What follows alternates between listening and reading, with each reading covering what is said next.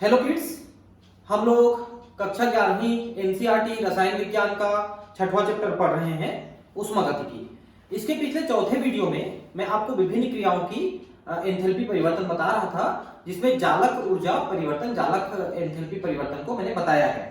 अब हम आगे पढ़ रहे हैं विलियन एंथैल्पी। विलियन एंथैल्पी का क्या है कि जब हम किसी ठोस पदार्थ का विलयन बनाते हैं, ठीक है, तो उसमें कितना एंथैल्पी परिवर्तन होता है ये हम देखेंगे।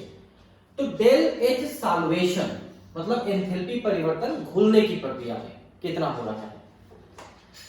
क्योंकि जब कोई पदार्थ घुलता है, जैसे जल में घुलता है, तो उनके बंध टूटते हैं, उनके परमाणुओं के बीच में जो बंध है वो टूटते हैं, और जल के अणुओं के साथ उनका कुछ ना कुछ इस तरह का बंध बनता है। जैसे हाइड्रोजन बंध के साथ हाइड्रोजन बंध जैसा कोई बंध यहां पर बन सकता है। तो इन बंधों के टूटने और नए बंधों के बनने से जो ऊर्जा या एंथैल्पी परिवर्तन होता है, उसी का कुल जो जोड़ है वो विलयन की एंथैल्पी कहलाएगी। यहां पर किसी पदार्थ की विलयन एंथैल्पी वह एंथैल्पी परिवर्तन है जो इसके एक मोल को विलायक की निर्दिष्ट मात्रा में घोलने पर होता है। ठीक है, हम एक मोल पदार्थ लेंगे और विलायक की भी एक निश्चित मात्रा लेंगे, उसमें घोलेंगे। अनंत तनुता पर विलयन एंथैल्पी वह एंथैल्पी परिवर्तन है जब पदार्थ को विलायक की अनंत मात्रा में घोला जाता है, जबकि आयनों के या विलेय के अणुओं के मध्य अन्योन्य क्रिया नगण्य हो। जैसे मान लो आप NaCl को घोलते हो, तो Na आयन और Cl आयन अलग अलग हो जाते हैं, सोडियम और क्लोराइड आयन अलग अलग हो जाते हैं।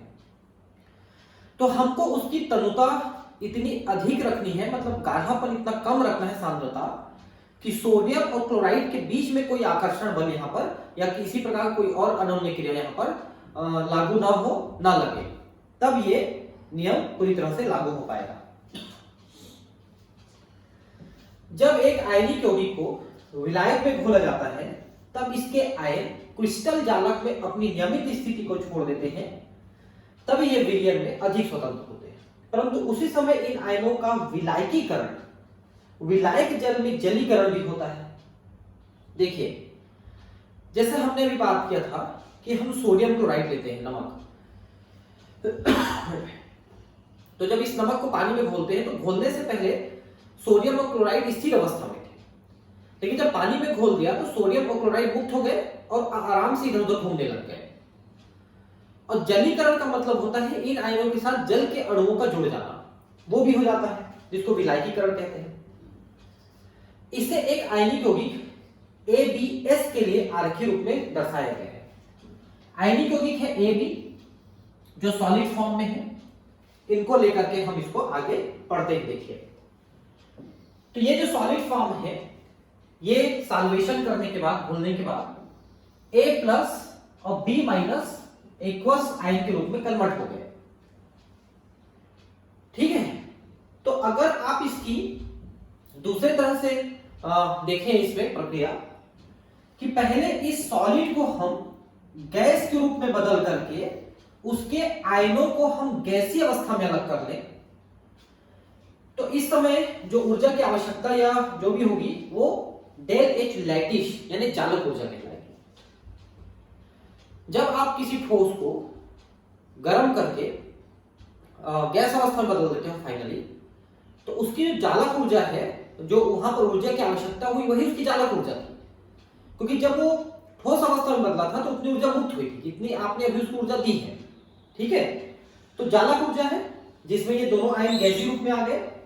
फिर जब आप इसको जल में घोलते हैं तो डेल एच हाइड्रेशन होगा यहां पर, तो अब कुछ ऊर्जा मुक्त हो सकती है, इसे जलीकरण की ऊर्जा कहते हैं। जब गैसीय अवस्था से या किसी भी अवस्था से वो जल में घुलते हैं, तो कुछ वहां पर जो ऊर्जा परिवर्तन होता है वो डेल एच हाइड्रेशन कहलाती है। अतः जल में ये जो ठोस है कि विलयन एंथैल्पी डेल एच सॉल्वेशन और जलीकरण एंथैल्पी डेल एच हाइड्रेशन के मानों द्वारा इस प्रकार ज्ञात की जा सकती है। चलो अब हम इसको आगे ज्ञात करते हैं, क्या क्या लिखा है देखते हैं। तो डेल एच सॉल्वेशन का मतलब है डेल एच लैटिश और डेल एच हाइड्रेशन। क्योंकि आप देख सकते हैं कि आप इसको सीधे इस अवस्था में ले गए या आप घुमा फिरा के इस अवस्था में ले गए, तो हेस का नियम यहां पर लागू होगा कि आप किसी भी प्रक्रिया को सीधे ले जाए या घुमा फिरा कर किसी भी पक्ष से ले जाए, तब भी फाइनल जो एंथैल्पी परिवर्तन है वो बराबर रहेगा। इसलिए इस अवस्था में भी और इस अवस्था में भी एंथैल्पी परिवर्तन बराबर है। अधिकांश आयनिक यौगिकों के लिए डेल एच सॉल्वेशन धनात्मक होता है, इसलिए अधिकांश यौगिकों की जल में विलेयता ताप बढ़ाने पर बढ़ती है। इसका क्या मतलब है, देखिए डेल एच सॉल्वेशन का धनात्मक होने का मतलब है ऊर्जा अवशोषित होती है और तब वो घुलती है, इसलिए ताप बढ़ाते हो तो उनको ज्यादा ऊर्जा मिलती है अवशोषण के लिए, तो ज्यादा घुल जाते हैं। इसका यह मतलब है। यदि जालक एंथैल्पी बहुत ज्यादा है तो यौगिक का विलयन नहीं बनता है, क्योंकि उसमें उनको अलग अलग करने के लिए इतनी ज्यादा ऊर्जा लगेगी कि आप उतनी ऊर्जा सप्लाई नहीं कर पाएंगे, इसलिए वो घुलेगा ही नहीं। बहुत से फ्लोराइड क्लोराइड की अपेक्षा कम विलेय क्यों होते हैं? क्योंकि जो फ्लोराइड है वो किसी के साथ भी वो ज्यादा स्ट्रांग बॉन्ड बनाता है। जैसे HF आप कहेंगे तो HF में ये बॉन्ड ज्यादा स्ट्रांग है, जबकि HCl में बॉन्ड कम स्ट्रांग है H और F के बीच में। तो फ्लोरीन जो है वो छोटा परमाणु है, ज्यादा विद्युत ऋणी है, तो किसी भी परमाणु के साथ वो बहुत स्ट्रांग बॉन्ड बनाता है, बहुत मजबूत बंध बनाता है। इसी कारण से उस बंध को तोड़ना ज्यादा मुश्किल होता है और इसलिए वो कम घुलनशील है। जबकि HCl जैसी चीजें, मतलब फ्लोराइड जो है, किसी के साथ भी उतना मजबूत बंध नहीं बनाता जितना फ्लोराइड बनाता है, फ्लोरीन बनाता है, इसलिए वो ज्यादा आसानी से टूट जाता है, तो ज्यादा घुलता है। एंथैल्पी परिवर्तनों के अनुमान आबद्ध ऊर्जाओं एंथैल्पियों एवं जालक ऊर्जाओं एंथैल्पियों की सारणियों के उपयोग द्वारा किए जा सकते हैं। ठीक है, तो अब कितना अनुमान हम लगा सकते हैं ये हम सारणी में आगे कहीं पर देखेंगे कि दोनों चीजों का एंथैल्पी परिवर्तन बता दिया जाए तो आप सॉल्वेशन की एंथैल्पी निकाल सकते हैं। अब है तनुकरण की एंथैल्पी। मतलब क्या है, किसी विलयन को आप तनु करते हो तो उसका क्या प्रभाव पड़ेगा। देखिए इसको आप थोड़ा ध्यान समझिए कि मान लो ये एक विलयन है जो कम मात्रा में है और उसमें मान लो सोडियम क्लोराइड का हमने विलयन बनाया है। तो चूंकि विलयन की मात्रा, मतलब उसमें विलायक की मात्रा कम है और विलय की मात्रा ज्यादा है, मतलब गाढ़ा है विलयन, तो सोडियम और क्लोराइड के बीच में जो आकर्षण बल है वो अभी यहां पर लागू है। और जैसे आप तनुकरण करते हो और पानी डालते हो तो थोड़ा और दूर जाते हैं, तो आकर्षण बल को छोड़ के दूर जाना है उनको, तो उनको और ऊर्जा की आवश्यकता होगी। तो ज्यादातर ये होता है कि जितना तनुकरण करोगे ये आयन उतने दूर जाने की कोशिश करेंगे, उससे उनको ऊर्जा की आवश्यकता होगी और ऊर्जा अवशोषित होगी। तो ज्यादातर तनुकरण की जो एंथैल्पी है वो भी धनात्मक होती है, वो ऊर्जा को अवशोषित करते हैं। ठीक है, ज्ञात है कि विलयन एंथैल्पी स्थिर ताप और दाब पर विलय की किसी विशिष्ट मात्रा को विलायक की किसी विशिष्ट मात्रा में खोलने से होने वाला एंथैल्पी परिवर्तन होता है। तो विलयन एंथैल्पी हमने क्या देखा था कि जब किसी चीज को घोलते हो तो कितना एंथैल्पी परिवर्तन होता है, तो ज्यादातर हमने देखा कि धनात्मक होता है, ऊर्जा अवशोषित करता है। यह कथन थोड़े से संशोधन के बाद किसी भी विलायक के लिए लागू किया जा सकता है। गैसीय हाइड्रोजन के 10 मोल को 10 मोल जल में घोलने से होने वाला एंथैल्पी परिवर्तन निम्नलिखित समीकरण द्वारा लिखा जा सकता है। देखिए HCl गैस है, ठीक है, और 10 मोल पानी है, एक्वस पानी जल, और ये घुले तो HCl इस जल में घुल गया। देखिए, और इस समय देखिए डेल H बराबर -69 किलो जूल पर मोल है। मतलब HCl जब जल में घुलेगा तो ऊर्जा मुक्त होगी। ठीक है, क्योंकि यहां पर हमने गैस को घोला है, तो गैस में HCl के अणु दूर दूर थे, उनके बीच में ज्यादा कुछ आकर्षण बल नहीं था। लेकिन जब आपने जल में घोल दिया तो उनके अणु थोड़े पास आ गए, और पास में आ गए तो उनके बीच में आकर्षण बल लागू हो गया, और जब आकर्षित होते हैं अणु तो ऊर्जा मुक्त होती है। यही कारण है कि गैसीय HCl को जल में घोलने पर ऊर्जा मुक्त हो रही है, क्योंकि अणु ज्यादा पास पास आ जा रहा है। आइए हम निम्नलिखित एंथैल्पी परिवर्तनों के समूह की ओर ध्यान दें। देखिए पहला स्टेप, दूसरा स्टेप, तीसरा स्टेप। HCl गैस है, और 25 मोल आपने जल लिया है। तो HCl 25 मोल में घुला तो -72.03 किलो जूल ऊर्जा मुक्त किया। ठीक है, जब इसको आपने 40 में घोला, यहां पर 25 मोल में घोला था, अब 40 मोल में घोलेंगे तो थोड़ी सी यहां पर देखिए ऊर्जा ज्यादा मुक्त हुई है। और जब बहुत ज्यादा पानी लेकर के अनंत मतलब बहुत ज्यादा तनुता आपने लिखा तो अब ये ऊर्जा थोड़ी और ज्यादा मुक्त हो रही है। ठीक है, डेल एच के मान यह प्रदर्शित करते हैं कि विलियन एंथैल्पी की सामान्य निर्भरता विलियन की मात्रा होती है। जैसे जैसे विलियन की अधिक मात्रा इस्तेमाल की जाती है, विलियन एंथैल्पी सीमांत मान तक पहुंच जाती है, यानी अनंत मात्रा तक तनुकरण वाला मान। हाइड्रोक्लोरिक अम्ल के लिए उपयोग समीकरण H3 में दिया गया है और डेल एच का मान जो दिया गया वो मान जाएगा। तो अब एक बात मान के चलिए कि जो तनुकरण की जो एंथैल्पी है उसको हम अनंत तनुता पर निकालते हैं। समझ रहे हैं, मतलब बहुत ज्यादा तनु अनंत तनुता निकालते हैं। ठीक है, यदि हम दूसरे समीकरण H2 से पहला समीकरण घटा दें तो हमें क्या प्राप्त होता है, देखिए। तो हमें प्राप्त होता है ये देखिए -72.79 -72.03 किलो जूल पर मोल। तो अब ये माइनस माइनस प्लस हो गया, तो अब इधर माइनस बचा -0.76 किलो जूल पर मोल। डेल एच का यह मान तनुकरण की एंथैल्पी है। क्यों तनुकरण की एंथैल्पी है? क्योंकि पहले आपने कम पानी में लिया था और बाद में उसको, मतलब कम पानी का मतलब क्या है, देखिए यहां पर एक चीज ध्यान रखेंगे कि HCl को आपने 40 में और 25 में आपने घोला है, उसके बाद आपने उसको अनंत में घोला है। तो पहले की तुलना में ज्यादा में घोले तो जो एंथैल्पी परिवर्तन है उसको हम यहां पर तनुकरण की एंथैल्पी लेते हैं। यह वह ऊष्मा है जो विलयन में और अधिक विलायक मिलाने पर वातावरण से ली जाती है। यहां पर एक बात ध्यान रखेंगे कि जितना आप घोल रहे हो, पहले यहां पर थोड़ा सा करेक्शन कर दूं मैं कि HCl को घोल रहे हैं तो ऊर्जा मुक्त हो रही है, ऊर्जा अवशोषित नहीं हुई ना, थोड़ा सा पहले वाले से थोड़ा सा चेंज कंसेप्ट। तो ऊर्जा मुक्त हो रही है, सॉरी अवशोषित हो रही है। यही कारण है कि जितना ज्यादा आप तनु करते गए हो, ये देखिए तनु करते गए हो तो उतनी ज्यादा ऊर्जा अवशोषित होती चली गई है, क्योंकि अणुएं दूर हो रही हैं, तो दूर हो रही है तो उनको ज्यादा ऊर्जा की आवश्यकता पड़ती है। ठीक है, विलयन के तनुकरण की एंथैल्पी विलयन की मूल सांद्रता और मिलाई गई विलायक की मात्रा पर निर्भर करती है कि पहले कितनी सांद्रता थी, बाद में आपने कितना मिलाया है, उस पर निर्भर करता है तनुकरण की एंथैल्पी। ठीक है, देखिए एक चीज मैं बता दूं, अभी जो 2020 का नीट हुआ उसका एनालिसिस आपने देखा होगा कि बायोलॉजी और केमिस्ट्री में तो पूरा एनसीईआरटी पूछा है, फिजिक्स में भी काफी हद तक एनसीईआरटी से पूछा है। तो आप एनसीईआरटी में जो एग्जांपल्स दिए हैं, जो मान दिए हैं, उनको आप रखिए, उसमें और ज्यादा दिमाग लगाने की जरूरत नहीं कि उसको और बहुत सारे क्वेश्चन उसी टाइप पे कर रहे हैं, जरूरत नहीं है।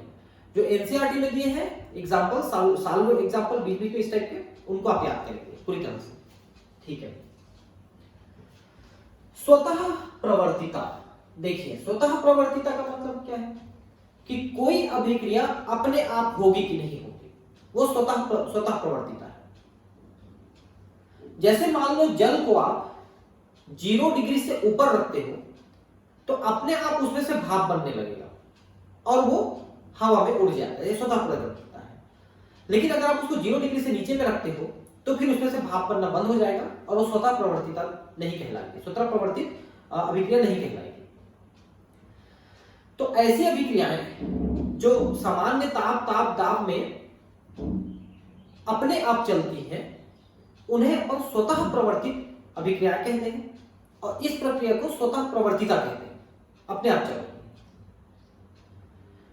जैसे भौतिक क्रियाओं में आप देखिए कि पानी को ऊपर से गिराएंगे तो नीचे अपने आप आएगा, लेकिन नीचे से ऊपर जाएगा क्या? अपने आप नहीं जाएगा। तो स्वतः प्रवर्तिता एक तरफ होता है। ठीक है, तो वे अभिक्रियाएं जो अपने आप चलती हैं स्वतः प्रवर्तित कहलाती हैं। ऊष्मागतिकी का प्रथम नियम हमें किसी निकाय द्वारा अवशोषित ऊष्मा और उस पर अथवा उसके द्वारा किए गए कार्य में संबंध बताता है। आप किसी निकाय को ऊर्जा दिए हो, उसने उस ऊर्जा को लिया है। अब उसकी ऊर्जा कितनी बढ़ेगी कितनी घटेगी ये इस बात पर निर्भर करता है कि मान लो आपने 10 किलो जूल ऊर्जा उसको दिया है और उससे आपने 10 किलो जूल का काम ले लिया, तो ऊर्जा परिवर्तन 0 हो। 10 दिया, काम आपने 8 का कराया तो 2 बढ़ गया। 10 दिया और उस पे 8 और काम कर दिया तो टोटल 18 बढ़ा। तो ये इसी बात पे निर्भर करता है कि आपने कार्य उस पे किया या उसके द्वारा कराया। यह ऊष्मा के प्रवाह की दिशा पर कोई प्रबंध नहीं लगाता है, बल्कि ऊष्मा का प्रवाह उच्च ताप से निम्न ताप की ओर एक दिशीय होता है। ये तो आप हमेशा से जानते हैं कि आप एक गर्म कॉफी लेकर के बैठते हो, चाय लेकर के बैठते हो और उसकी जो टेम्परेचर है वो 80-90-100 डिग्री के आसपास का है, जबकि वातावरण का टेम्परेचर 25-30 डिग्री है आपके यहाँ का, तो चाय धीरे धीरे ठंडी होती है। क्यों? क्योंकि अधिक से कम तापमान की ओर ऊष्मा अपने आप जाती है। ठीक है, लेकिन ऐसा हुआ क्या कि बैठे बैठे वातावरण से चाय गर्म हो गया? नहीं हो सकता, क्योंकि कम तापक्रम से ज्यादा तापक्रम की ओर ऊष्मा का जाना अपने आप पॉसिबल नहीं है। इसीलिए जो फ्रिज है आपका, फ्रिज के अंदर कम तापमान है, उसके बावजूद उसमें से ऊष्मा और निकाल के हमको वातावरण में भेजना है। उसके लिए हमको कार्य करना पड़ता है। वो कार्य इलेक्ट्रिसिटी के द्वारा उसका मोटर करता है, जिसको अपन कंप्रेसर कहते हैं। तो कभी भी ऊष्मा कम ताप से अधिक ताप की ओर अपने आप नहीं जाएगा, अधिक ताप से कम ताप की ओर जाएगा अपने आप, वो स्वतः प्रवर्तित होगा। वास्तव में प्राकृतिक रूप से होने वाले सभी रासायनिक या भौतिक प्रक्रम एक ही दिशा की ओर, जिसमें साम्य स्थापित हो, स्वतः प्रवर्तित होते हैं। उदाहरण के लिए एक गैस का उपलब्ध स्थान को भरने के लिए प्रसारण, कार्बन का ऑक्सीजन में जलकर कार्बन डाइऑक्साइड बनाना आदि। अब गैस है, उसको छोटे चेंबर में रखे हो तो उतने बड़े जगह में आ गया, उसको बड़े चेंबर में डाल दोगे तो उतने में फैल जाएगा, तो स्वतः प्रवर्तित है। ठीक है, वैसे ही जैसे कार्बन को आप जलाओगे, एक बार आग लगा दिए तो कार्बन अपने आप जल करके CO2 बनाएगा और ऊर्जा मुक्त कर देगा। तो ये सब स्वतः प्रवर्तित प्रक्रियाएं हैं। परंतु उसमें ठंडी वस्तु से गर्म वस्तु की ओर स्वतः नहीं जाती है, नहीं बढ़ती है। एक पात्र में रखी गैस किसी कोने में स्वतः संकुचित नहीं होगी, या कार्बन डाइऑक्साइड स्वतः कार्बन और ऑक्सीजन में परिवर्तित नहीं होगी। भैया आप गैस इतना बड़े चेंबर में रखे हो, आप कहोगे गैस एक छोटे जगह में संपीड़ित हो जाए तो अपने आप होगा क्या? नहीं होगा। ऐसी इसी प्रकार के अन्य स्वतः प्रक्रम एक दिशीय परिवर्तन दर्शाते हैं। अब प्रश्न उठता है कि स्वतः होने वाले परिवर्तनों के लिए प्रेरक बल या ड्राइविंग फोर्स का क्या है? वो अपने आप क्यों चलता है? उसको कौन चलाता है? वो प्रक्रिया कौन चलाता है? तो प्रकृति में ऐसी कौन कौन सी ताकतें हैं, ऐसी कौन कौन से बल हैं जो स्वतः प्रवर्तित जो प्रक्रियाएं हैं उनको चलाते हैं। एक स्वतः प्रक्रम की दिशा कैसे निर्धारित होती है? इस खंड में हम इन प्रक्रमों के लिए मानदंड निर्धारित करेंगे कि ये संभव हो सकते हैं या नहीं हो सकते हैं। ये हम देखेंगे स्वतः प्रवर्तित कोई प्रक्रिया होगी कि नहीं होगी, इसको हम कैलकुलेट करेंगे। पहले हमें यह समझना चाहिए कि स्वतः प्रवर्तित प्रक्रम क्या है। तो मैंने अभी आपको बताया कि अपने आप हो जाएगा तो प्रक्रम स्वतः परिवर्तित होगा। जैसे कि इसमें हम पानी में सोडियम क्लोराइड डाल देंगे तो अपने आप घुल जाएगा, लेकिन क्या अपने आप को कलेक्ट होकर सोडियम क्लोराइड बाहर आ जाएगा? नहीं आएगा। ठीक है, ऐसा है, स्वतः मतलब अपने आप हो जाएगा। आप सामान्य रूप से सोच सकते हैं कि स्वतः प्रवर्तित रासायनिक अभिक्रिया वह अभिक्रिया है जो अभिकारकों के संपर्क से तुरंत ही होने लगती है। जैसे हम किसी चीज को जलाते हैं तो अपने आप जलने लगता है। हम ऑक्सीजन और हाइड्रोजन के संयोग की स्थिति को लेते हैं। इन गैसों को कमरे के ताप पर मिश्रित करके अनेक वर्षों तक बिना किसी उल्लेखनीय परिवर्तन के रखा जा सकता है। यद्यपि इनके मध्य अभिक्रिया हो रही है, परंतु बहुत ही धीमी गति से। इसे तब भी स्वतः प्रवर्तित अभिक्रिया ही कहते हैं। अतः स्वतः प्रवर्तित प्रक्रम का अर्थ है कि किसी बाह्य साधन के बिना सहायता के किसी प्रक्रम के होने की प्रवृत्ति होना, यद्यपि इससे अभिक्रिया या प्रक्रम के होने की तर्क का पता नहीं चलता है।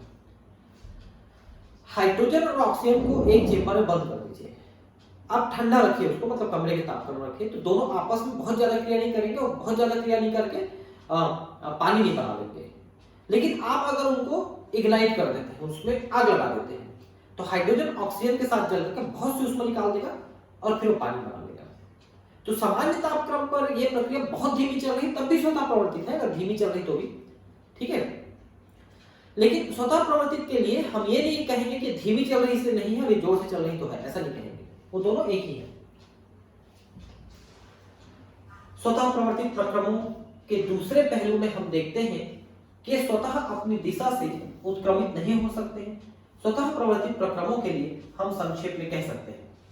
देखिए पहली बात, स्वतः प्रवर्तित प्रक्रिया एक दिशा में ही चलेगी, अपने आप दूसरी दिशा में नहीं चल सकती। स्वतः प्रवर्तित प्रक्रम एक अनुत्क्रमणी प्रक्रम होता है, वापस नहीं आएगा। यह किसी बाह्य साधन के द्वारा ही उत्क्रमित किया जा सकता है। अगर हम बाह्य साधन लगाते हैं, बल लगाते हैं, इलेक्ट्रिसिटी लगाते हैं, वापस कर सकते हैं। बिना इलेक्ट्रिसिटी के तो अपने आप नहीं होगा, ऐसा है। पहला, क्या एंथैल्पी का कम होना स्वतः प्रवर्तित की कसौटी है? नहीं। एंथैल्पी कम होने का मतलब रिएक्शन धीमा होना है, और एंथैल्पी ज्यादा होने का मतलब रिएक्शन का तेज होना है। लेकिन वो स्वतः प्रवर्तित है, चाहे कितना भी धीमे चले, अगर वो चल रहा है तो स्वतः प्रवर्तित होगा। यदि हम ऐसी घटनाओं जैसे पहाड़ी से जल गिरने या जमीन पर पत्थर गिरने की प्रक्रियाओं पर विचार करें, तब देखते हैं कि प्रक्रम की दिशा में निकाय की स्थिति ऊर्जा में कमी होती है। नहीं ठीक है, ऊपर में रखा है पत्थर, उसकी स्थिति ऊर्जा ज्यादा है, नीचे आ गया धड़ाम से, उसकी ऊर्जा मुक्त हो गई, तो स्थिति ऊर्जा कम हो गई। हम कह सकते हैं कि एक रासायनिक अभिक्रिया उस दिशा में स्वतः प्रवर्तित होगा जिस दिशा में ऊर्जा में कमी होती हो। ये तो हमने पहले भी देखा है कि ऊर्जा में कमी का मतलब है बॉन्ड का नया बनना, ज्यादा बॉन्ड बनना, और बॉन्ड यानी बंध जब ज्यादा बनते हैं तो ऊर्जा मुक्त होती है।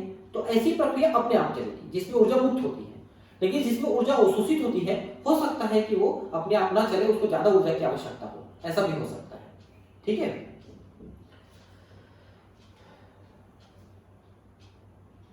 जैसे कि ऊष्माक्षेपीय अभिक्रियाओं में होता है, हम देख चुके। उदाहरण के लिए देखिए कि नाइट्रोजन और हाइड्रोजन मिलकर जब अमोनिया बनाते हैं तो इसका जो रिएक्शन एंथैल्पी है -46.1 है। ठीक है, तो मतलब ये ऊर्जा मुक्त कर रही है। वैसे हाइड्रोजन और क्लोरीन मिलकर जब HCl बनाते हैं तो 92.32 है, और हाइड्रोजन ऑक्सीजन मिलकर जब जल करके H2 बनाते हैं तो बहुत ज्यादा ऊर्जा मुक्त हो रही है। तो अब देखिए कि तीन ऊर्जाएं हैं, थोड़ा कम है, थोड़ा ज्यादा है, वही ज्यादा है, लेकिन इन तीनों में ऊर्जा मुक्त हो रही है, यानी कि ये प्रक्रिया प्रकृति में अपने आप चलने में सक्षम है। वे सभी प्रक्रियाएं जो ऊर्जा मुक्त करती हैं वो प्रकृति में अपने आप चल सकती हैं, वो स्वतः प्रवर्तित रहेंगी, भले ही उनका स्पीड कम या उसका जो रिएक्शन रेट है वो कम या ज्यादा हो सकता है। ठीक है, जैसे इसमें सबसे कम ये, उससे तेज ये, और सबसे तेज ये चलेगा। इसलिए हाइड्रोजन को ऑक्सीजन की पर्याप्त मात्रा में जलाते हैं तो विस्फोट के साथ चलता है। उसी का तो प्रयोग हम करने वाले हैं आगे गाड़ियां चलाने में। हाइड्रोजन और ऑक्सीजन का सिलेंडर रखेंगे भर करके, तो उससे गाड़ियां चलेंगी और बनेगा पानी। ये देखिए पानी बन रहा है केवल। ठीक है,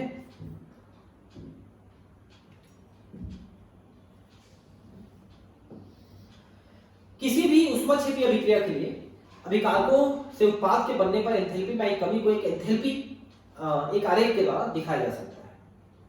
आप देख सकते हैं कि अभिकारक और उत्पाद हम दो लेते हैं, दो चीजें लेते हैं। तो ये देखिए जो रिएक्टेंट है उसकी एंथैल्पी है और ये प्रोडक्ट की एंथैल्पी है। ये एंथैल्पी, एंथैल्पी का मतलब ऊर्जा का मान, उसके अंदर कितनी ऊर्जा है। तो जो रिएक्टेंट है मतलब अभिकारक है उसकी ऊर्जा ज्यादा है, देख सकते हैं, और जो प्रोडक्ट है या उत्पाद है उसकी ऊर्जा कम है, देख सकते हैं। तो इन दोनों के बीच में जो अंतर आया वही ऊर्जा मुक्त हुई है, जो रिएक्शन की एंथैल्पी कहलाती है कि इस रिएक्शन में इतनी एंथैल्पी मुक्त हुई है, इतनी ऊर्जा मुक्त हुई। और अगर ये उल्टा रहता, यहां पर Hp रहता और यहां पर Hr रहता, तो ये ऊष्माशोषी अभिक्रिया होती और वो भी अवशोषित होती उतनी ऊर्जा। ठीक है, अब तक प्राप्त प्रमाणों के आधार पर हम यह अवधारणा बना सकते हैं कि किसी रासायनिक अभिक्रिया के लिए एंथैल्पी में आई कमी उसका प्रेरक बल है। तो अभी हमने एक चीज देखा था कि स्वतः प्रवर्तित प्रक्रिया क्यों चलती है, कौन चलाता है, तो यही ऊर्जा चलाता है। जो ऊर्जा निकली है यही ऊर्जा उसको करा रही है उस प्रक्रिया पर। अब हम इन अभिक्रियाओं पर विचार करते हैं। नाइट्रोजन और ऑक्सीजन को मिला के अगर आप NO2 बनाना चाहते हो तो आपको ऊर्जा देनी पड़ेगी। ये देखिए ऊर्जा अवशोषित हो रही है।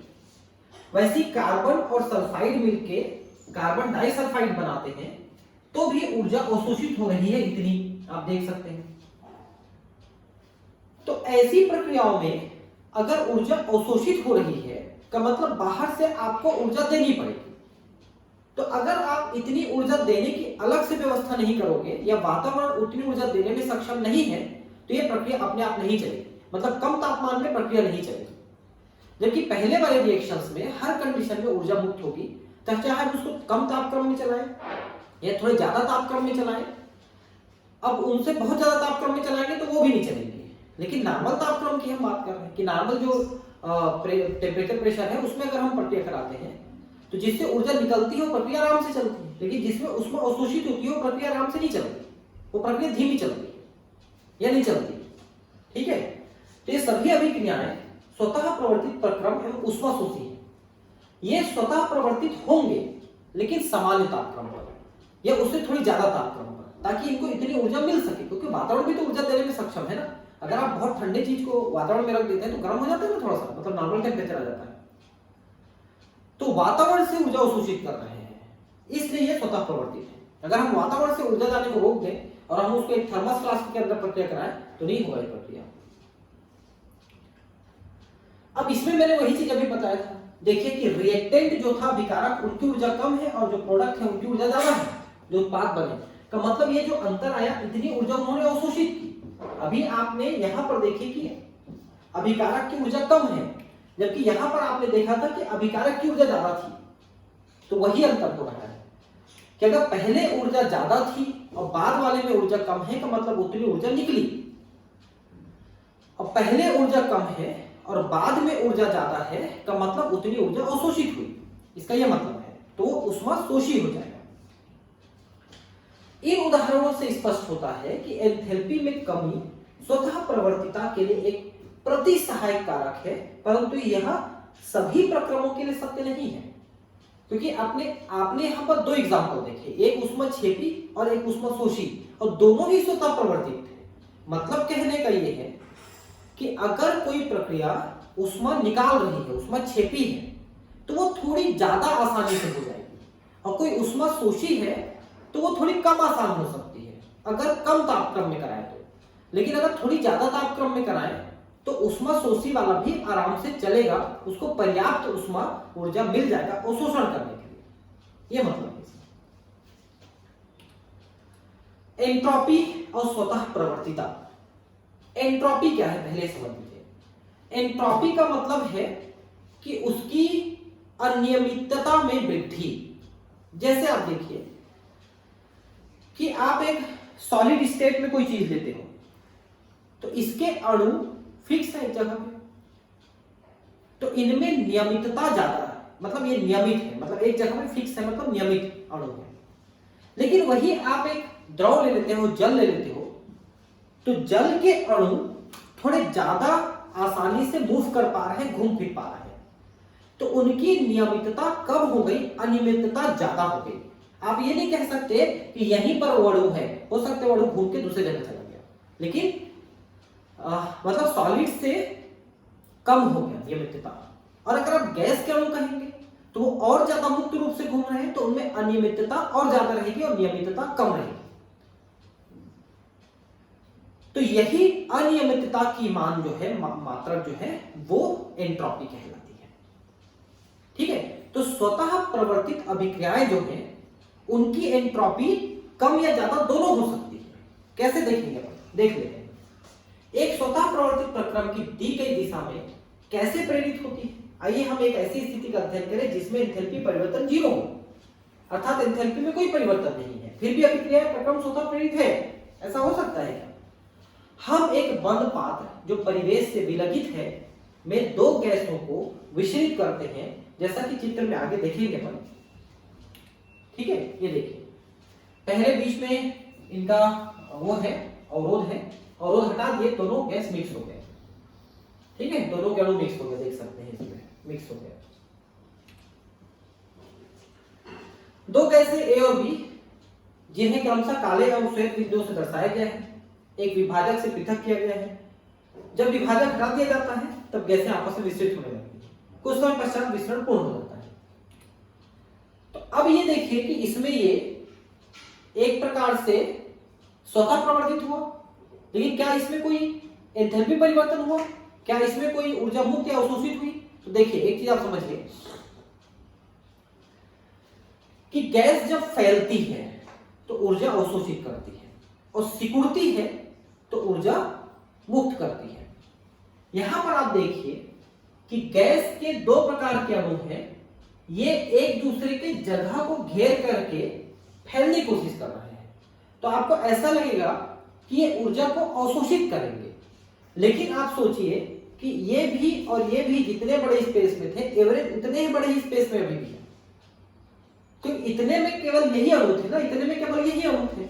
अब जब इसको डबल स्पेस में कर दिए तो दोनों के अणु है ना उतने जगह पे, तो एक जने को उपलब्ध जगह तो उतना ही हो, इसलिए हम कहते हैं कि इसमें एंथैल्पी परिवर्तन नहीं होगा। इस प्रक्रिया का अध्ययन करते हैं। विसरण से पूर्व हम बाईं ओर के हिस्से से गैस के अणु को निकालते हैं तो निश्चित रूप से ये गैस ए के होंगे। इसी प्रकार यदि हम बाईं ओर से निकालते हैं तो बी के अणु मिलेंगे, और विभाजक को हटा देते हैं तो कहीं से भी आप गैस को निकालिए वहां पर केवल ए या केवल बी के अणु नहीं रहेंगे, दोनों के मिक्स अणु रहेंगे। हम कह सकते हैं कि निकाय कम प्रागुक्त या अधिक अव्यवस्थित हो गया है। अब एंट्रॉपी तो बढ़ा क्योंकि अब आप ए और बी की निश्चित पोजीशन नहीं बता सकते, वो फैल गए दोनों। अब हम दूसरी अवधारणा बनाते हैं। एक विलगित निकाय है, निकाय की ऊर्जा में हमेशा अधिक अव्यवस्थित होने की प्रवृत्ति होती है, अतः स्वप्रवृत्तता की एक कसौटी हो सकती है। एंट्रॉपी का मतलब अनियमितता, मैंने कहा था, है ना, या अव्यवस्थितता, तो वो बढ़ने की कोशिश होती है, हमेशा एंट्रॉपी बढ़ने की कोशिश करता है, तो इसमें ऊर्जा जनरली अवशोषित करने की कोशिश करता है। हम यहाँ एक अन्य ऊष्मागतिकी फलन की बात करते हैं जिसे एंट्रॉपी कहते हैं। एंट्रॉपी को ऐसे दिखाते हैं, उपरोक्त अव्यवस्था एंट्रॉपी की अभिव्यक्ति है। मतलब एंट्रॉपी बढ़ेगी का मतलब अव्यवस्था बढ़ेगी। जैसे द्रव मतलब ठोस से ज्यादा द्रव, द्रव से ज्यादा गैस में एंट्रॉपी होती है। एक मानसिक दृश्य बनाने के लिए एक व्यक्ति सोच सकता है कि एंट्रॉपी किसी निकाय में अव्यवस्था का मापन है। एक विलगित निकाय में जितनी अधिक अव्यवस्था होगी उतनी ही अधिक उसकी एंट्रॉपी होगी। जहां तक एक रासायनिक अभिक्रिया का प्रश्न है, एंट्रॉपी परिवर्तन परमाणु अथवा आयनों के एक पैटर्न से दूसरे पैटर्न में, यानी कि अभिकारक से उत्पाद में पुनः व्यवस्थित होना है। यदि उत्पादों की संरचना क्रियाकारकों की संरचना से अधिक अव्यवस्थित होगी तो एंट्रॉपी में परिणामतः वृद्धि होगी। जैसे सॉलिड से लिक्विड, लिक्विड से गैस बना तो एंट्रॉपी बढ़ी। एक रासायनिक अभिक्रिया में भी देखिए, रासायनिक अभिक्रिया में भी एंट्रॉपी बढ़ेगी, तो भौतिक अभिक्रिया बताएंगे। रासायनिक अभिक्रिया में एंट्रॉपी में गुणात्मक परिवर्तन अभिक्रिया में प्रयुक्त पदार्थ की संरचना के आधार पर अनुमानित किया जा सकता है। जैसे मान लो आपने अभिकारक गैस अवस्था में लिया है और उत्पाद आपके ठोस अवस्था का मिला, मतलब एंट्रॉपी कम हो गया। लेकिन अगर आपने अभिकारक ठोस लिया है और उत्पाद गैस बना तो मतलब एंट्रॉपी बढ़ा। यह भी एक तरीका है जानने का। संरचना में नियमितता के घटने का अर्थ एंट्रॉपी का बढ़ना होता है। एक पदार्थ के लिए ठोस अवस्था न्यूनतम एंट्रॉपी, ये देखिए, की अवस्था है, जबकि गैस अवस्था अधिकतम एंट्रॉपी की अवस्था है। मैं कई बार भी इस चीज को बताया कि ठोस के अणु ज्यादा नियमित है इसलिए एंट्रॉपी कम है, गैस के अणु ज्यादा अनियमित है इसलिए एंट्रॉपी ज्यादा है। अब हम एंट्रॉपी को मात्रात्मक यानी क्वांटिफाइड रूप देते हैं, मतलब कितनी मात्रा में क्या होगा ये हम देखेंगे। अणुओं में ऊर्जा के वितरण से अव्यवस्था की गणना करने के लिए एक विधि सांख्यिकी है जो इस पुस्तक की सीमा से परे है। एनसीईआरटी एंट्रोपिक कैलकुलेशन पे बहुत ज्यादा कॉन्सेंट्रेट नहीं करता है।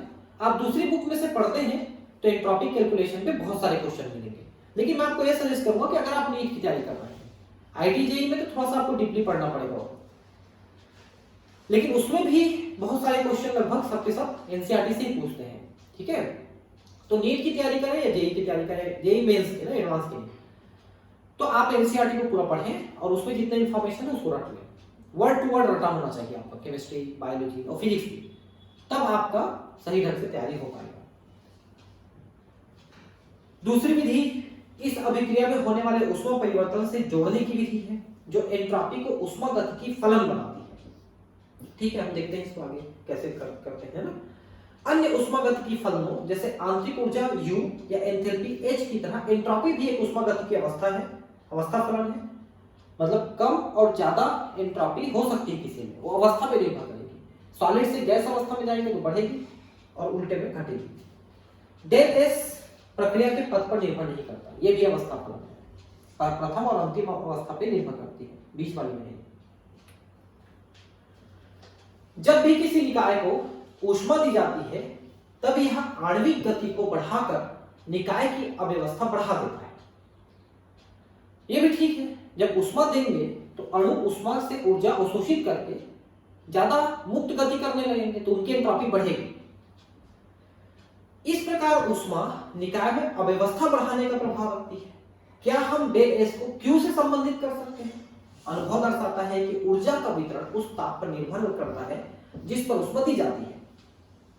एक उच्च ताप के निकाय में निम्न ताप के निकाय की तुलना में अधिक अव्यवस्था होती है, अतः किसी निकाय का ताप उसे कणों की अनियमित गति का मापन है। निम्न ताप पर किसी निकाय को दी गई ऊष्मा उसी निकाय को उच्च ताप पर दी गई ऊष्मा उतना ही ऊष्मा की तुलना में अधिक अव्यवस्था का कारण बनती है। समझिए बात को। जैसे मान लो कि ये द्रव है, अभी इसमें तापक्रम बहुत कम है तो इसके अणुओं की गति बहुत कम है। अब आप इसको गर्म करते करते 70-80 डिग्री तक ले गए, या आप एक काम कर सकते हैं कि मान लो 0 डिग्री से अब 10 डिग्री तक बढ़ गए। इतने में अणुओं की गति में कितनी वृद्धि हुई, इसको आप कैलकुलेट करिए। और आप एक 80 डिग्री के जल को आप 90 डिग्री तक बढ़ाइए, यानी 0 से 10 डिग्री बढ़ाए तो उधर 80 से 90 बढ़ाए, मतलब 10-10 डिग्री बढ़ाए, तो आप देखेंगे कि जब 0 से 10 बढ़ाए थे तो अणुओं की गति ज्यादा बढ़ी थी, और जब 80 से 90 किए तो उतने में अणुओं की ऊर्जा ज्यादा नहीं बढ़ी और उसकी गति नहीं बढ़ी, क्योंकि अधिक तापक्रम पे उनके अणु पहले से ही ज्यादा गति कर रहे हैं, अपनी अधिकतम क्षमता पे गति कर रहे हैं। और ज्यादा ऊर्जा दोगे तो और ज्यादा तेजी से गति नहीं करेंगे, मतलब उसमें अधिक ऊष्मा परिवर्तन का ज्यादा असर नहीं पड़ेगा। इसका मतलब अधिक तापक्रम पे और ज्यादा ऊष्मा देने का प्रभाव उतना नहीं पड़ेगा, लेकिन निम्न तापक्रम पे रखे हो और ऊष्मा दोगे तो ज्यादा प्रभाव पड़ेगा, ये कहना है। इससे पता चलता है कि एंट्रॉपी परिवर्तन ताप के व्युत्क्रमानुपाती होता है। आप कम तापक्रम पर एंट्रॉपी परिवर्तन करेंगे तो ज्यादा होगा, मतलब बढ़ाएंगे। उत्क्रमणी प्रक्रमों के लिए हम डेल एस को क्यू और ताप टी से इस प्रकार संबंधित कर सकते हैं। उत्क्रमणी मतलब दोनों दिशा में चल सकने वाले। तो डेल एस जो है दी गई ऊष्मा यानी रिवर्सिबल ऊष्मा और तापक्रम टी यानी केल्विन पे निर्भर करता है। स्वतः प्रवर्तित प्रक्रम के लिए निकाय और परिवेश का कुल एंट्रॉपी परिवर्तन डेल एस टोटल निम्नलिखित समीकरण द्वारा दिया जा सकता है। डेल एस टोटल क्या है कि सिस्टम की एंट्रॉपी घटी या बढ़ी और सराउंडिंग की एंट्रॉपी घटी या बढ़ी शुड बी मोर देन 0। समझे बात को? मतलब टोटल एंट्रॉपी बढ़नी चाहिए।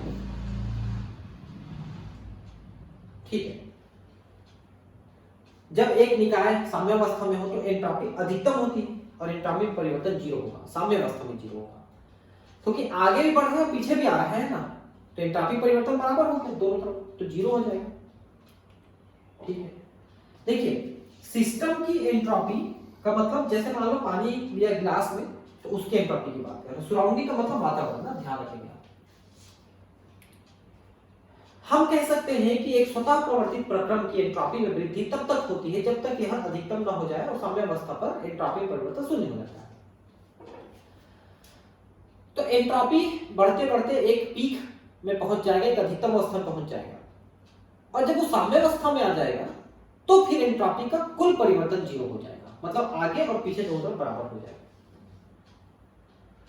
चूंकि एंट्रॉपी एक अवस्था गुण है, अतः एक उत्क्रमणी प्रक्रम के दौरान हम एंट्रॉपी परिवर्तन की गणना निम्नलिखित समीकरण से कर सकते हैं।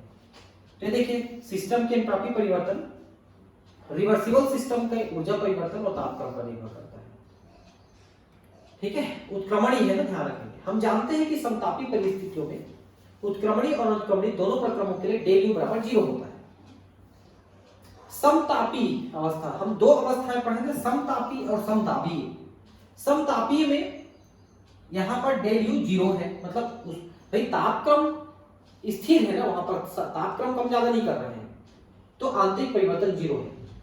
परंतु डेल एस टोटल अनुक्रमणी प्रक्रम के लिए शून्य नहीं है। तो उत्क्रमणी परिवर्तन के लिए तो शून्य है एंट्रॉपी, लेकिन अनुक्रमणी प्रक्रम के लिए तो शून्य नहीं रहेगा ना, या तो एंट्रॉपी बढ़ेगी या घटेगी, क्योंकि एक ही तरफ बढ़ रहा है। इस प्रकार डेल यू अनुत्क्रमणी और उत्क्रमणी प्रक्रम में विभेद नहीं करती है, जबकि डेल एस विभेद करती है। अगर समताप में आप काम करा रहे हो तो उत्क्रमणी हो या अनुक्रमणी हो ऊर्जा परिवर्तन 0 होगा, लेकिन एंट्रॉपी परिवर्तन 0 नहीं होगा। उत्क्रमणी में 0 होगा, अनुत्क्रमणी में 0 नहीं होगा, ये कहना है। अब उदाहरण, ये सब उदाहरणों से बहुत क्वेश्चन आए हैं ना नीट में, ध्यान रखेंगे। बताइए कि निम्नलिखित में किसमें एंट्रॉपी बढ़ती और घटती है। तो एक द्रव का ठोस अवस्था में परिवर्तन एंट्रॉपी घटेगी। एक क्रिस्टलीय ठोस का ताप 0 से 115 केल्विन तक बढ़ाया जाए तो एंट्रॉपी बढ़ेगी। सोडियम बाइकार्बोनेट है, सॉलिड स्टेट में है, आप इसको sodium carbonate solid, CO2 gas और H2 गैस में बदल रहे हो, का मतलब सॉलिड, पूरे सॉलिड को आप कुछ गैस और कुछ सॉलिड में बदल रहे हो, मतलब एंट्रॉपी बढ़ेगी, क्योंकि सॉलिड से गैस बढ़ने में एंट्रॉपी बढ़ती है। तो पहला, ठोस अवस्था में परिवर्तन होने के बाद अणु व्यवस्थित हो जाते हैं, अतः एंट्रॉपी घटती है। मैंने बताया पहले वाले में एंट्रॉपी घटती है। दूसरा, 0 केल्विन पर सभी अणु स्थिर होते हैं, अतः एंट्रॉपी न्यूनतम होती है। यदि ताप 115 केल्विन तक बढ़ाया जाए तब अणु गति करना आरंभ कर देते हैं और अपनी साम्यावस्था से दोलन करते हैं और निकाय अधिक अव्यवस्थित हो जाती है, अतः एंट्रॉपी बढ़ जाती है। ये भी मैंने बताया कि पहले में घटी, दूसरे में बढ़ी, तीसरे में बढ़ेगी। अभिकारक सोडियम बाइकार्बोनेट ठोस है और इसकी एंट्रॉपी कम है। उत्पादों में एक ठोस और 2 गैसें हैं, अतः उत्पाद उच्च एंट्रॉपी की स्थिति का प्रतिनिधित्व करते हैं। और चौथा, यहां पर तो क्वेश्चन ही नहीं है, चलो हम पढ़ के समझ लेते हैं क्या लिखा है। यहां एक अणु 2 परमाणु दे रहा है, मतलब ये बता रहा है कि मान लो जैसे क्लोरीन है तो ये Cl और Cl में बदल रहा है, इस टाइप की प्रक्रिया। तो एक अणु में 2 परमाणु आपस में जुड़े थे, दोनों परमाणु अलग हो रहे हैं, तो एंट्रॉपी बढ़ेगी। कणों की संख्या बढ़ती है जो अधिक अव्यवस्था की ओर ले जाती है। H परमाणु के बारे में लिखा है, हाइड्रोजन परमाणु। ये चौथा ऐसा है कि यहाँ पर H2 को हमने H+H में बदला है, तो एंट्रॉपी बढ़ेगी, ठीक है। और हाइड्रोजन परमाणुओं के 2 मोल हाइड्रोजन अणु के 1 मोल की तुलना में अधिक एंट्रॉपी रखते हैं, तो इसमें भी एंट्रॉपी बढ़ेगी। तो हाइड्रोजन परमाणु को अगर आप हाइड्रोजन अणु को अगर आप परमाणु बदल देते हैं तो एंट्रॉपी बढ़ती है, ठीक है। ये हर बार ऐसे ही देखने को मिलता है इस क्वेश्चन के बारे में, और हर बार ध्यान से उतर जाता है कि पहले मैं उसको बता दूं आपको, ठीक है। अब लोहे के ऑक्सीकरण की प्रक्रिया देखिए। लोहा जो है सॉलिड है, ऑक्सीजन गैस है, ठीक है। अब ये लोहा सॉलिड हो रहा है, आयरन ऑक्साइड सॉलिड हो रहा है। क्या हो गया ये फेरिक ऑक्साइड है जो कि जंग है एक प्रकार का। तो ये एक गैस है और एक सॉलिड है, वो पूरा सॉलिड में बदल गया, तो एंट्रॉपी घटी, ओवरऑल एंट्रॉपी घट गई। एंट्रॉपी परिवर्तन -549.4 किलो जूल पर मोल है, 298 केल्विन पर। इस अभिक्रिया में एंट्रॉपी परिवर्तन ऋणात्मक होने के उपरांत भी अभिक्रिया स्वतः परिवर्तित क्यों है? क्योंकि वो हवा से या इससे वातावरण से ऊर्जा ले लेती है। इस अभिक्रिया के लिए del H reaction equal to -1644 × 10⁻³ joule पर मोल है, ठीक है। अब देखिए, इस अभिक्रिया की स्वतः परिवर्तनता के लिए डेल एस टोटल सिस्टम और सराउंडिंग के डेल एस के आधार पर प्लस में होना चाहिए। तो डेल एस सराउंडिंग की गणना करने के लिए हमें परिवेश द्वारा अवशोषित ऊष्मा पर विचार करना होगा, जो डेल एच आर की तुल्य है और टी तापक्रम पर परिवेश की एंट्रॉपी में परिवर्तन है। देखिए, तो डेल एस सराउंडिंग कितना हुआ? जितना कि एंथैल्पी परिवर्तन हुआ रिएक्शन में इस तापक्रम पे। तो अभी आपको दिखाया कि एंथैल्पी इतना परिवर्तित होता है 298 केल्विन पे। आप इसको कैलकुलेट करेंगे तो आपका उत्तर आ रहा है 5530 जूल पर केल्विन पर मोल, ठीक है। ये आ रहा है इसका उत्तर कैलकुलेट करने, क्योंकि 10⁻³ है ना यहाँ पर, 298 से भागित करोगे तो इतना आ रहा है। अतः अभिक्रिया के लिए कुल एंट्रॉपी परिवर्तन हो गया 5530 किलो जूल पर मोल, प्लस ये सराउंडिंग का है और ये सिस्टम का है जो दिया गया है, और उसको दोनों को प्लस करना है। तो इसमें से घट जाएगा क्योंकि माइनस है, तो 4980.6 किलो जूल पर मोल। इससे प्रकट होता है कि अभिक्रिया स्वतः परिवर्तित। क्यों पता है?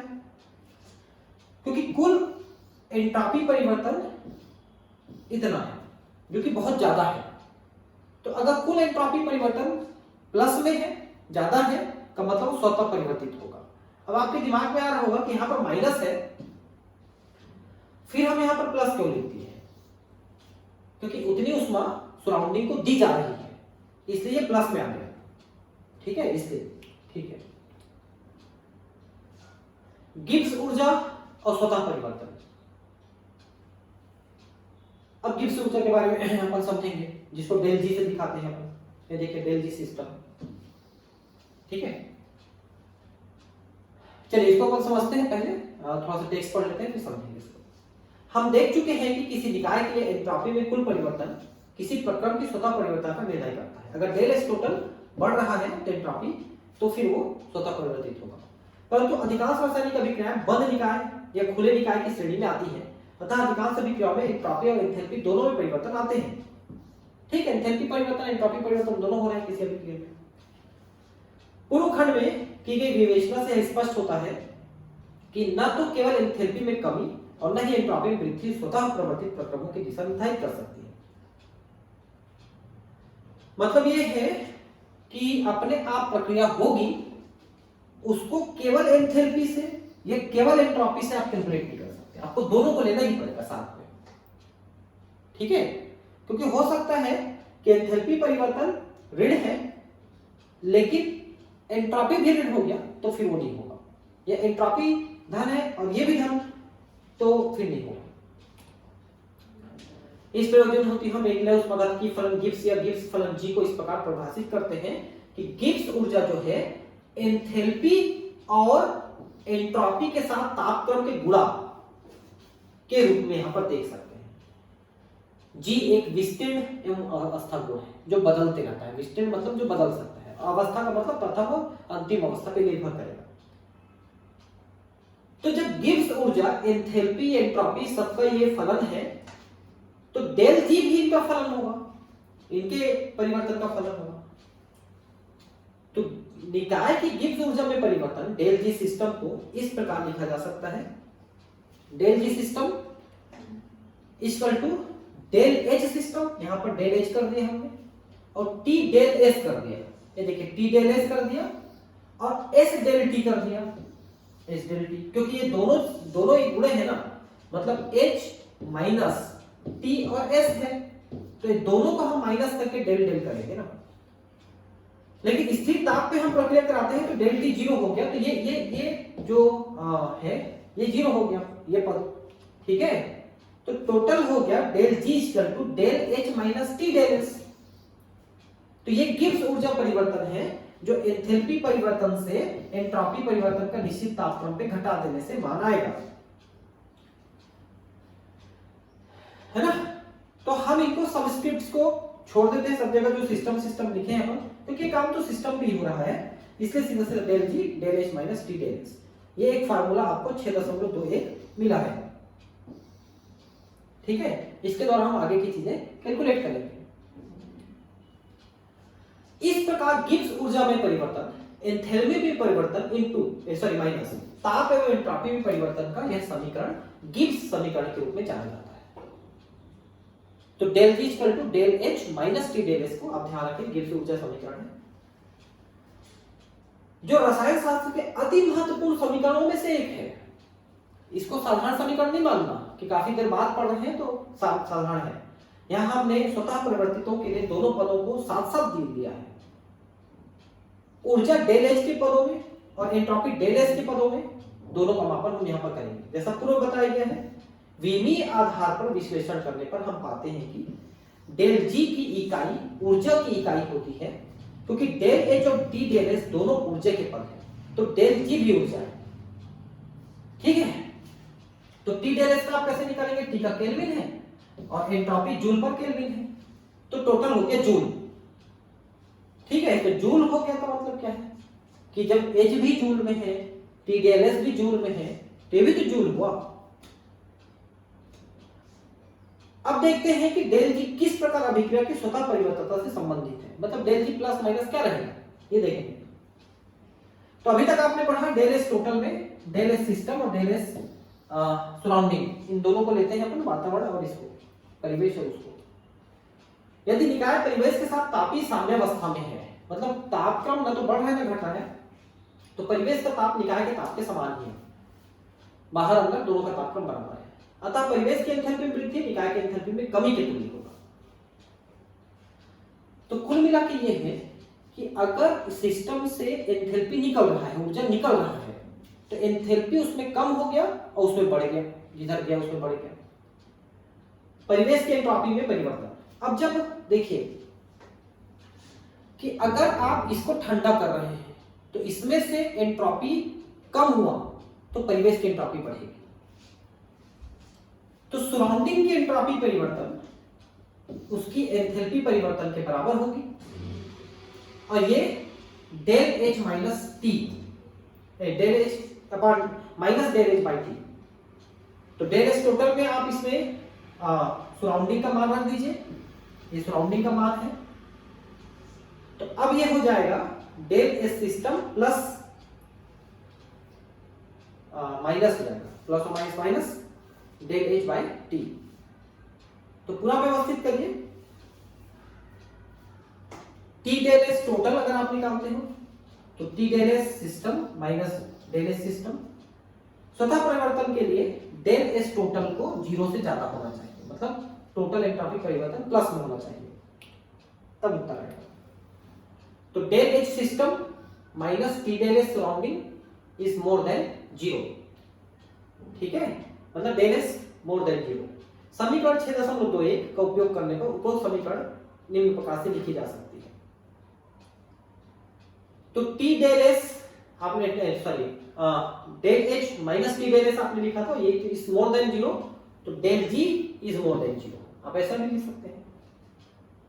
तो del G equal to T del H minus T del H से ज्यादा है 0, ऐसा भी हो सकता है, मतलब ये 0 से कम रहेगा डेल जी 0 से कम हो गया, ठीक है।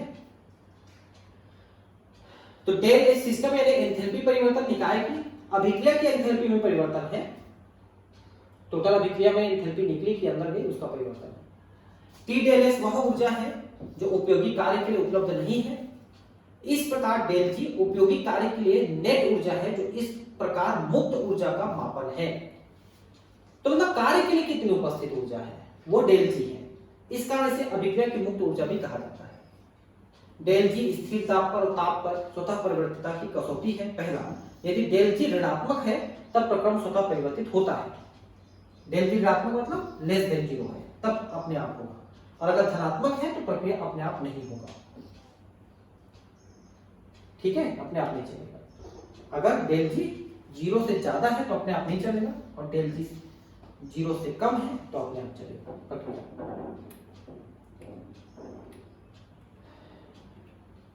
टिप्पणी, यदि अभिक्रिया के लिए एंथैल्पी परिवर्तन धनात्मक हो और एंट्रॉपी परिवर्तन भी धनात्मक हो तो अभिक्रिया तभी स्वतः होगी जब टी डेल एच का मान डेल एच के मान से अधिक हो।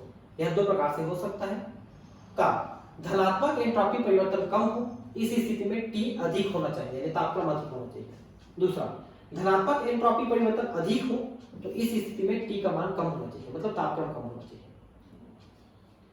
मतलब एंट्रॉपी परिवर्तन कम है तो तापक्रम ज्यादा होना चाहिए, और एंट्रॉपी परिवर्तन अधिक है तो तापक्रम कम होना चाहिए। मतलब एंट्रॉपी अगर निकल रही है ऊर्जा तो कम तापक्रम होने पर जल्दी ऊर्जा निकल पाएगी, ठीक है। पहले वाला कारण यह बताता है कि अधिकांश अभिक्रियाएं उच्च ताप पर क्यों संपादित की जाती है। सारणी 6.4 में अभिक्रियाओं की स्वतः परिवर्तितता पर ताप के प्रभाव को संक्षेपित किया गया है। सारणी 6.4, ठीक है। तो सारणी यहाँ पर नहीं है, कोई ज्यादा आपको ध्यान देने की जरूरत नहीं है, ठीक है। नेक्स्ट क्लास में हम पढ़ते हैं एंट्रॉपी और ऊष्मागतिकी का दूसरा नियम। Thank you.